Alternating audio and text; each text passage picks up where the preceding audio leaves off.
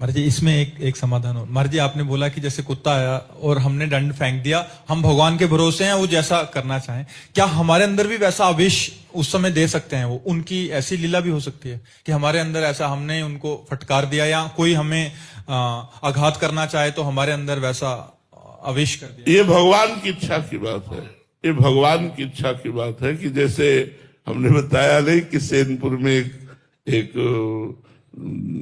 बड़ा कतली आदमी था, तो वो मोटरसाइकिल से वहां जहां लोग नंगे पैर चलते हैं वहां बूट पहनकर मोटरसाइकिल से जा रहा था। हम वहीं रह रहे थे, 2-4 वयोवृद्ध बैठे थे, भगवत चर्चा हो रही थी। तो हमने कहा, ए मोटरसाइकिल से उतर, तेरे को इतना भी ज्ञान नहीं कि बाबा सरकार की तपोभूमि है और तो इस पर मोटरसाइकिल से चला जा रहा है पीछे। वो एक नहीं माना, वहां जूता पे। तो सहनशील साधुता में होता है, हमें ऐसा नहीं कि हम खड़े हो जाए लड़ने लगे। हमने अपनी बात कह दी।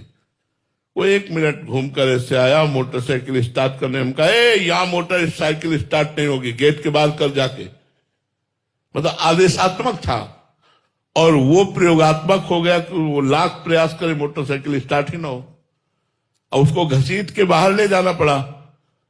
अब वो जब गया तब लोगों ने बताया, महाराज आपने बहुत गलत किया। हमने कहा, हमने क्या गलत किया? बोले, 10 कत्ल किए हुए, ये नामी गुंडा एरिया का है, रोज शराब पिए घूमता रहता है, किसी को भी काट के फेंक देता है, और आप यहाँ अकेले रहते हैं। मान लो एक पंजीरी बाबा नाम के संत, बोले आप संत हैं, आप रहते हैं, कहीं कुछ आकर बवाल ना कर दे आपके साथ। चुपचाप चला गया, हमें तो बड़ा डर लग रहा है। अरे यार, पूरा जीवन भगवान के सहारे, अगर इसी के हाथ से मरना होगा तो क्या डर है। चली गई। सुबह हम गंगा स्नान करके 4 बजे अशोक का बड़ा वृक्ष था, उसके नीचे ध्यान में बैठते थे। थोड़ी ही देर हुए थे ध्यान में बैठे हुए कि जूतों की खर खर आवाज पत्तों में होती ना, तो ऐसे आई। तो धीरे धीरे बहिर्मुख हुए। हमने कहा, कौन आ रहा है? इस समय तो कोई आता नहीं। देखा तो वही था। बिल्कुल मुझे भय नहीं लगा, वो भगवान की कृपा। जैसे आपने पूछा कि क्या आवेश भी आ सकता है, तो भगवान भी आवेश, बिल्कुल भय नहीं लगा। उसने आगे कहा, हाँ ए बाबा, कल बड़े बड़े डायलॉग मार रहा था, यहाँ मोटरसाइकिल नहीं, यहाँ जूता नहीं, यहाँ नहीं।